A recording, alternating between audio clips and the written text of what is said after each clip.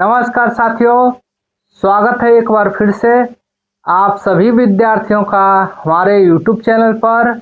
तो आज हम क्लास 9th के लिए संख्या पद्धति चैप्टर की शुरुआत कर रहे हैं। तो जितने भी विद्यार्थी अभी भी हमारे YouTube चैनल को सब्सक्राइब नहीं किए हैं, उनसे एक रिक्वेस्ट है कि हमारे YouTube चैनल को सब्सक्राइब कर लें, बेल आइकन दबा दें ताकि हमारे आगे आने वाली हर एक वीडियो की नोटिफिकेशन आप सभी विद्यार्थियों को समय समय पर मिलती रहे। तो सबसे पहले हम लोग बिना समय गवाए संख्या पद्धति चैप्टर की शुरुआत करते हैं और इसमें सबसे पहले हम जो है कि संख्या पद्धति का परिचय करेंगे। तो परिचय में हम लोग जानेंगे कि संख्या पद्धति किसे कहते हैं।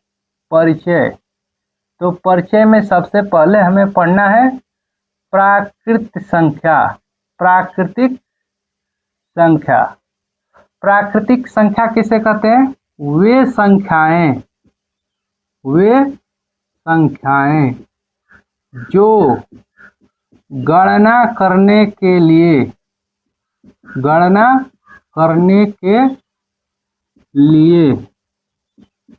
प्रयोग की जाती है। ऐसी संख्याएं जिनका हम प्रयोग किसी वस्तु की गणना करने के लिए करते हैं उसे हम कहते हैं प्राकृतिक संख्या।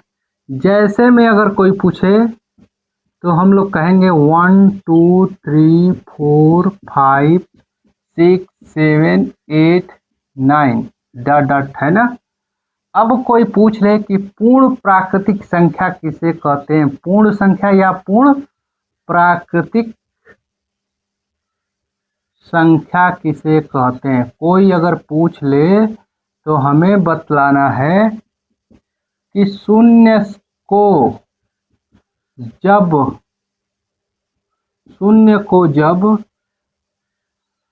प्राकृतिक संख्या के साथ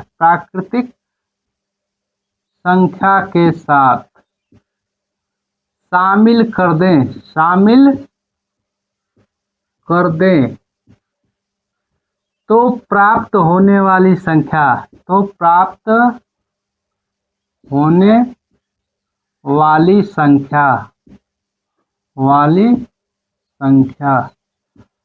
पूर्ण प्राकृतिक संख्या कहलाती है। पूर्ण प्राकृतिक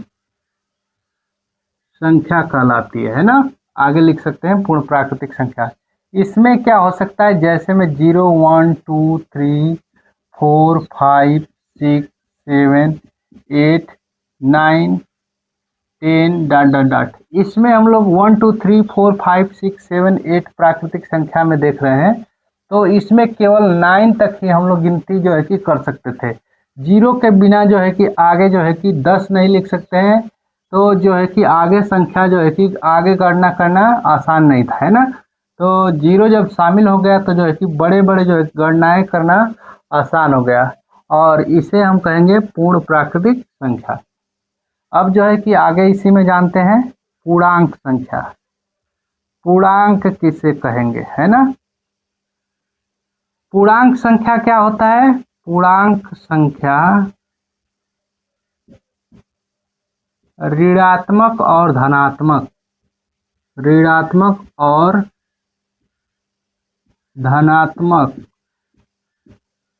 दोनों हो सकते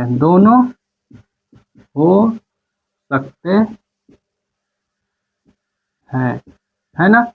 जैसे हम लोग लिख सकते हैं -1 -2 -3 -4 फिर 0 1 2 3 4 डॉट डॉट डॉट, है ना। तो ये सभी क्या है? पूर्णांक संख्या है। पूर्णांक संख्या ऋणात्मक भी होती है और धनात्मक भी होती है। आगे इसी में बढ़ते हैं और जानते हैं जो है कि सम संख्या। यहाँ पे हम लोग सम विषम भाज्य अभाज्य सब कुछ पढ़ेंगे, है ना, क्योंकि हम लोग पढ़ रहे हैं संख्या पद्धति। संख्या पद्धति में हम लोग सभी संख्याओं को जानेंगे कि किनको क्या कह सकते हैं ना। तो सम संख्या क्या होती है? वे संख्याएं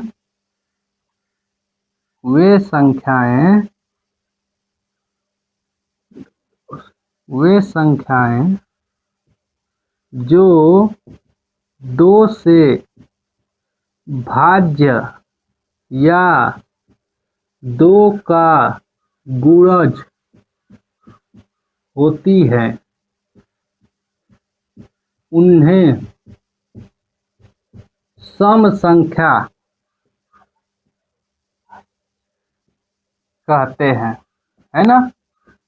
2 का गुणज हो या 2 का जो है 2 से भाज्य अगर होती है तो उसे हम कहेंगे सम संख्या, है ना।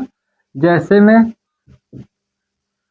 2 4 6 8 10 12 डॉट डॉट डॉट, है ना। ये ऐसे 14 16 18 20 ऐसे हो सकता है ना।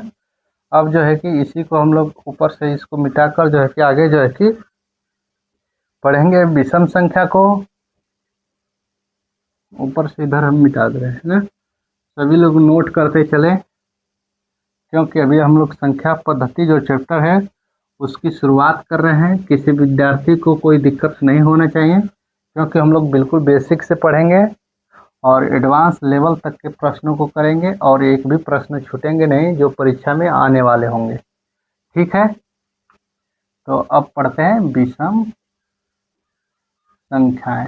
ये जो क्लास है ये क्लास जो है कि 9th के लिए ही केवल जो है कि 9th के लिए ही केवल नहीं है, ये 10th के विद्यार्थियों के लिए भी है और 8 और 7 में जो विद्यार्थी पढ़ रहे हैं उनके लिए भी बहुत ही हेल्पफुल है, ठीक है। तो हम लोग पढ़ते हैं यहाँ विषम संख्या। वे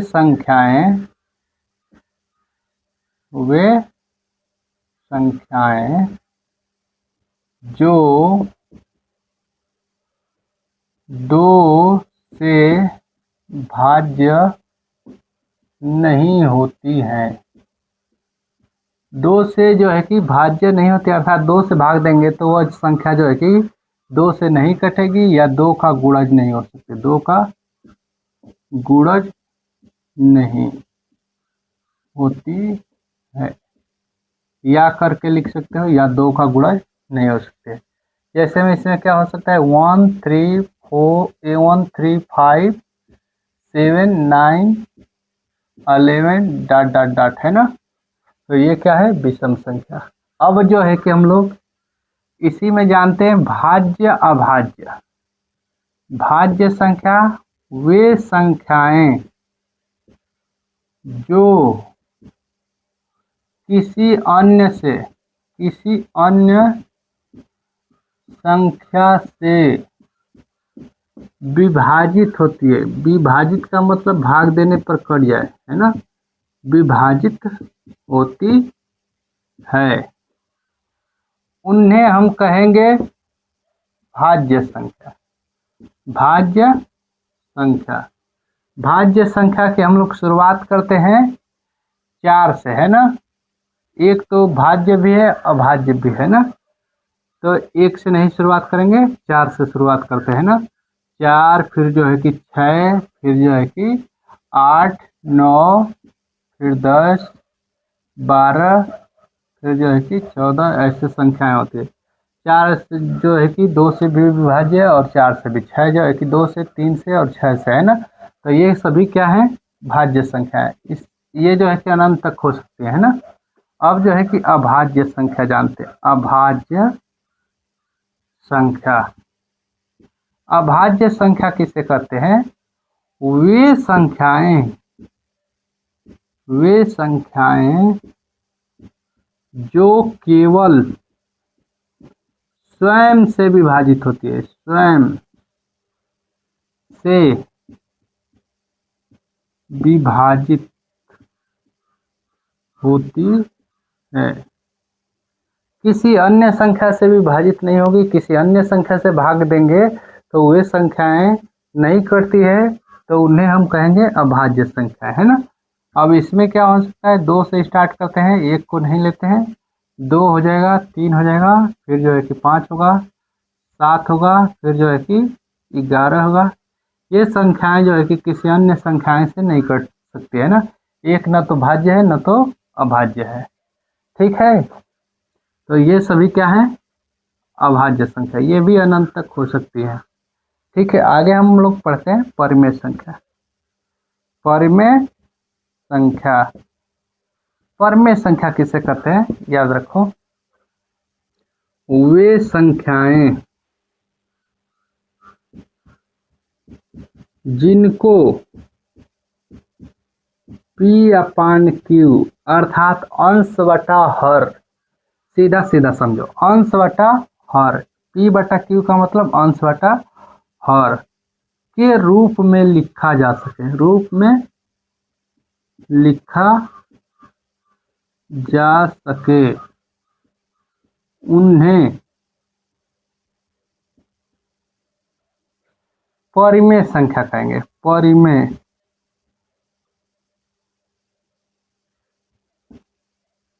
संख्या कहते हैं, है ना।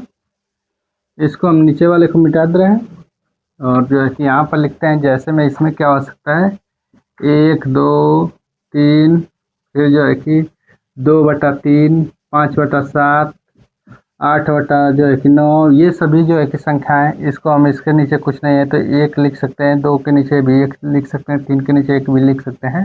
तो ये सभी संख्याएं जो है कि P/Q के रूप में लिखी जा सकती है ना, तो इनको हम कहेंगे परिमेय संख्या। अब पढ़ लेते हैं अपरिमेय संख्या। अपरिमेय संख्या ऐसी संख्या जिनको P/Q के रूप में लिखना संभव न हो, लिखना संभव न हो,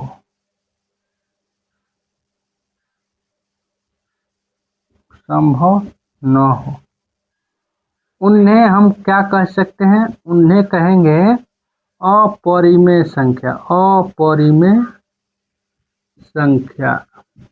अब इसका उदाहरण जैसे देख सकते हैं, करणी में 2, करणी में 3, करणी में 5, और फिर जो है कि ऐसे 0.1 0 1 0 0 1, ये सभी संख्याएं क्या हैं, इनको हम P/Q के रूप में नहीं। ये रहा अपरिमेय संख्या। अब संख्या पद्धति चैप्टर में हम लोग पूरा जो है कि संख्या पद्धति चैप्टर के परिचय को जान लिया कि संख्या पद्धति में जो है कि क्या क्या हो सकता है। अब सीधे चलेंगे प्रश्नावली के प्रश्नों पर, है ना। तो प्रश्नावली 1.1 हम लोग शुरुआत कर रहे हैं संख्या पद्धति का, तो थोड़ा ये चैप्टर जो है कि परिचय उर्चय सब बताना पड़ रहा है, तो ये चैप्टर थोड़ा सा लंबा हो सकता है और हर एक विद्यार्थी से यही अनुरोध है कि सभी लोग अपने दोस्तों तक हमारे इस वीडियो को शेयर कर दें, ताकि वे विद्यार्थी भी अभी शुरुआत से ही संख्या पद्धति चैप्टर को जो है कि आसानी से सीख सके, क्योंकि हम बिल्कुल जो है कि इजी वे में पूरे चैप्टर की शुरुआत किए हैं ना, और पूरा चैप्टर बिल्कुल जो है कि सिंपल तरीके से जो है कि सिखाएंगे। तो हमारा जो है कि प्रश्नावली नंबर स्टार्ट हो रहा है 1.1। चैप्टर क्या है, संख्या पद्धति। पहला प्रश्न देखेंगे, क्या दिया है, क्या शून्य, पहला प्रश्न है, याद रखोगे, क्या शून्य एक परिमेय संख्या है। परिमेय संख्या है। पहला क्वेश्चन ही खतरनाक है। फिर क्या कहा है, क्या इसे आप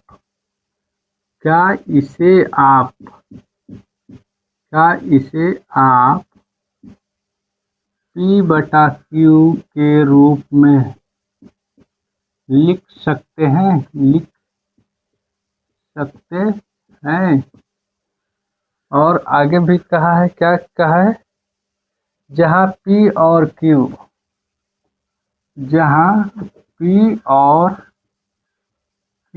पूर्णांक है और Q not equal to 0, Q not equal to 0 है। ठीक है, चलो कोई बात नहीं। तो यहाँ हल लिखेंगे। अब यहाँ हल में क्या प्रश्न है, क्या शून्य एक परिमेय संख्या है। तो हाँ लिखेंगे, हाँ 0 एक अपरिमेय संख्या है, अपरिमेय संख्या, परिमेय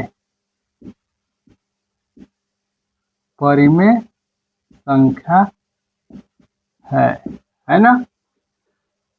अब इसको हम लोग p बटा q के रूप में लिखना है, तो 0/1 नहीं लिख सकते हैं, लिख सकते हैं फिर से जो है कि 0 में 1 भाग देंगे तो 0 आ जाएगा, है ना। तो ऊपर हो गया p, जो 0 क्या है, पूर्णांक है ना। पूर्णांक पूछा है तो 0 पूर्णांक है, 1 भी क्या है, पूर्ण संख्या है ना, तो दोनों पूर्णांक संख्या है।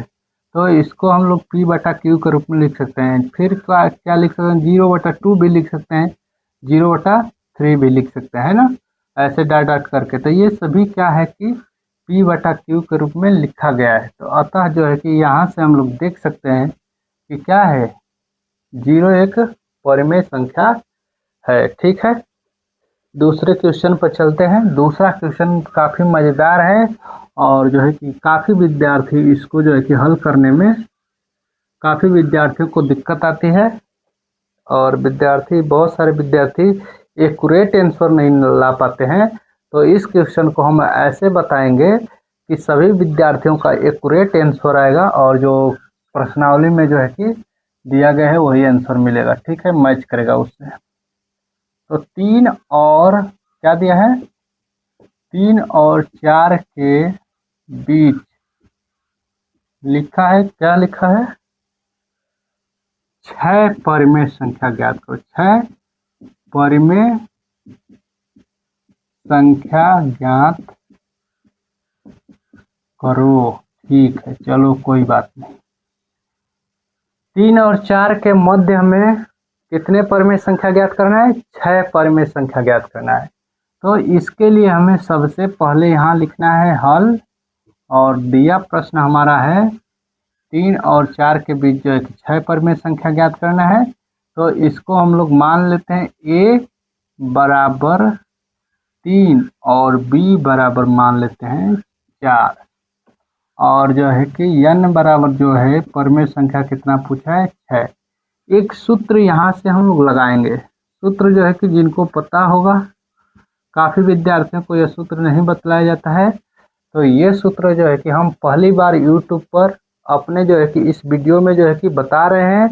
सभी विद्यार्थी इस जो है कि सूत्र को याद रखेंगे। D अर्थात सर्वांतर, सभी जगह का अंतर है ना, सर्वांतर हम लोग यहाँ से निकालेंगे।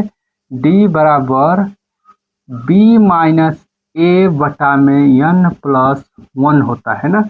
ये जो है कि सूत्र है, और इसी सूत्र से हम लोग पूरे प्रश्न को हल करेंगे, 6 परिमेय संख्या को आसानी से ज्ञात करेंगे। तो d का मान जो है कि ज्ञात करना है। b का मान यहाँ 4 है और a का मान 3 है, रख दो। n का मान यहाँ 6 है, 6 प्लस 1, तो ये हो जाएगा, 4 में से 3 निकाल देंगे तो 1 अब बटा में 7 हो जाएगा। अब जो है कि ध्यान से सुनो, 1 बटा में 7 हो गए यहाँ पर d का मान, और हमें परिमेय संख्या ज्ञात करना है। तो परिमेय संख्या के लिए पहली परिमेय संख्या हमें ज्ञात करना है, पहली परिमेय संख्या, तो इसके लिए हमें करना क्या है, करना है यही कि देखो पहले में जो है कि पहले यहाँ हम लोग पहली संख्या a देख रहे हैं और इसमें जो है कि d को जोड़ देंगे, ये सर्वांतर आया है ना। तो a का मान यहाँ जो है कि हम लोग देख रहे हैं 3 और d का मान 1/7, तो 7 3 21 22, 22 बटा में 7, पहली जो परिमेय संख्या होगी 22/7 होगी। इसी तरीके से दूसरी अगर ज्ञात की जाए, दूसरी परिमेय संख्या, तो a लिखना है पहली परिमेय संख्या, यहाँ से पहली संख्या को लिखना है और प्लस सर्वांतर में 2 d कर लेना है ना। तो a का मान 3 और प्लस 2 इंटू 1/7, तो 7 3 21 और प्लस 2 एकम 2 बटा में 7। इस तरीके से ये आएगा 23/7। ये दूसरी संख्या हुई, पहली 22/7, दूसरी 23/7। तीसरी संख्या इसी तरह आएगी, एक थर्ड हम लिख दे रहे हैं 24/7, फिर जो है कि ए फोर्थ आएगा 25/7, ए फिफ्थ आएगा 26/7 और जो है ए सिक्स आएगा 27/7। तो ये सभी जो है कि परमेय संख्या होगी पहली से लेकर, यहाँ हम क्रम से लिख दे रहे हैं। क्या आएगा? पहला 22/7, दूसरा 23/7, तीसरा 24/7, पांचवा जो है कि 25/7, 26/7 और 27/7। ये सभी जो है कि 6 परमेय संख्या है जो इस प्रश्न का आंसर है। ठीक है, अब नेक्स्ट क्वेश्चन की तरफ बढ़ते हैं। नेक्स्ट क्वेश्चन हमारा है, इसको हम मिटा दे रहे हैं। नेक्स्ट क्वेश्चन इससे भी मजेदार है और वो भी जो है कि एडवांस टाइप का क्वेश्चन है और उसमें भी परमेय संख्या ही पूछा है ना, दिया है। इस बार क्या दिया है? पहला क्वेश्चन है 3/5 और क्या कहा है? 4/5 के बीच 5 परमेय संख्या, 5 परमेय संख्या ज्ञात करो। 5 परमेय संख्या ज्ञात करना है, याद रखोगे। तो सबसे पहले हम लोग ए मान लेंगे किसको? 3/5 को, और डी मान लेंगे, बी मान लेंगे 4/5 को, एन जो है कि 5 है ना। तो यहाँ से हम लोग सर्वांतर डी निकालेंगे, डी है ना। डी बराबर हम लोग जानते हैं बी माइनस ए बटा में n+1 से ज्ञात करेंगे।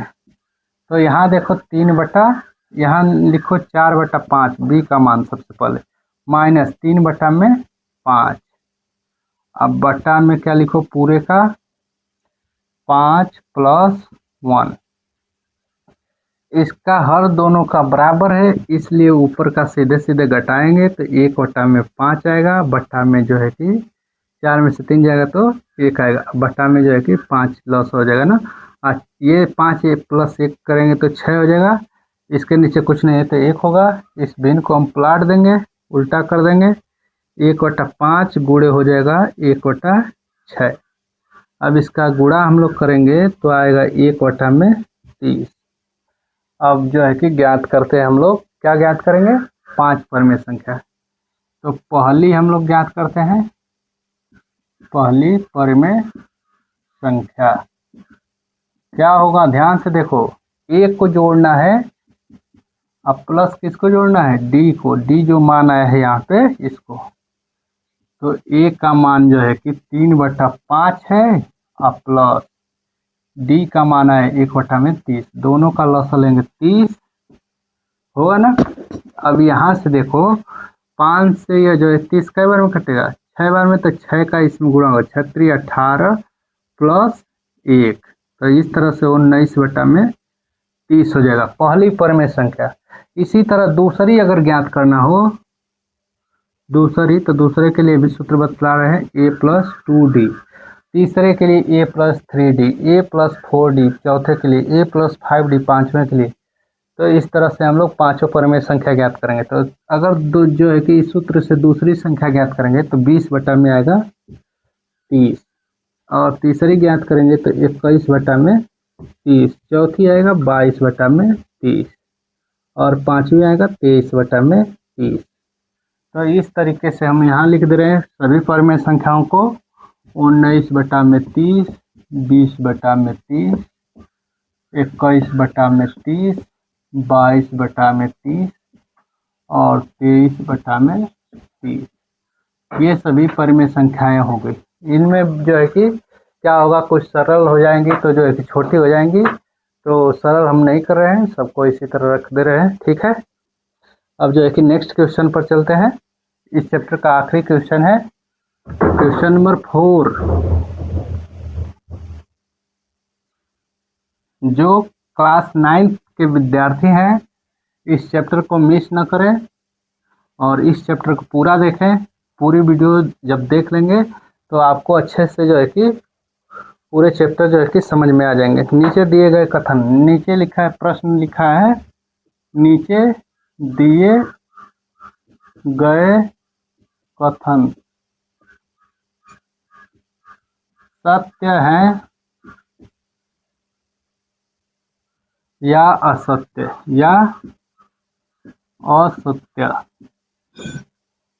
है ना, सत्य है या असत्य है, कारण के साथ बताइए। कारण के साथ हमें बताना है कि सत्य है कि असत्य है। पहला क्वेश्चन इसी में दिया है, प्रत्येक प्राकृतिक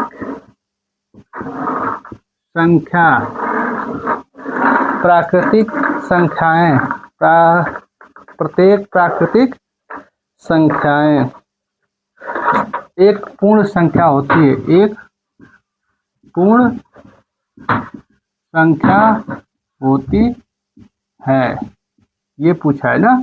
तो देखो प्राकृतिक जो संख्याएं हम लोग लिख रहे थे, जीरो नहीं, प्राकृतिक संख्या 1 2 3 4 5 6 7 8 9 ये सब लिख रहे थे। और यही संख्या को जब जीरो शामिल कर लिया जाता था उसमें, तो पूर्ण प्राकृतिक संख्या हो जाती थी। तो ये जो है कि सभी प्राकृतिक संख्या क्या हो जाती है, पूर्ण प्राकृतिक संख्या हो जाती है। तो ये सही है, क्या है, सही है ना। अब जो है कि इसी में हम लोग देखते हैं आगे, प्रत्येक दूसरा क्वेश्चन है, प्रत्येक पूर्णांक एक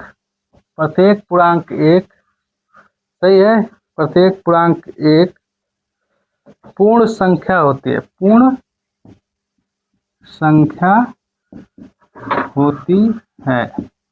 तो पूर्णांक हम लोग क्या जानते हैं कि ऋणात्मक भी होता है, -1 -2 -3 -4 0 ऐसे करके 1 1 2 3 4 ये सभी क्या है, पूर्णांक है।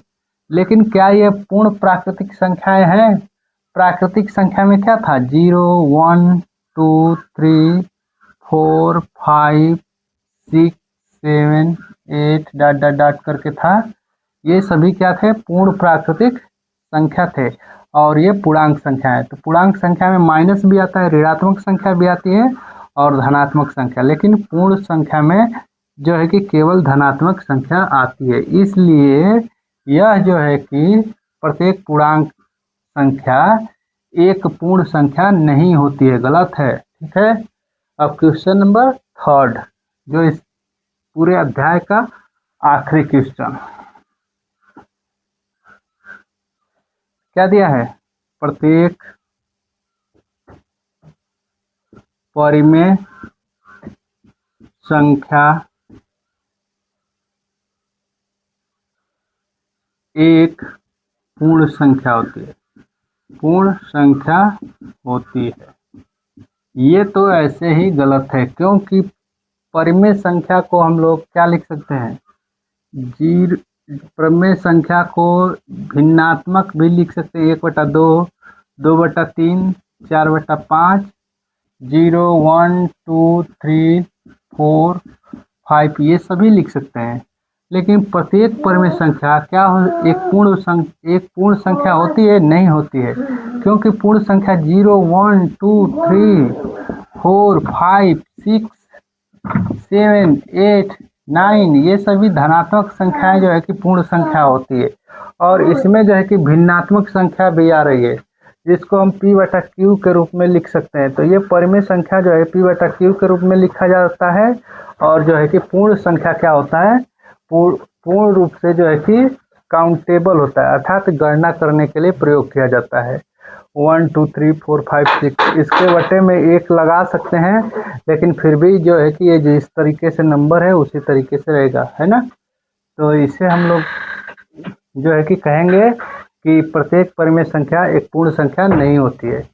तो मिलते हैं फिर से नेक्स्ट वीडियो में, तब तक के लिए धन्यवाद।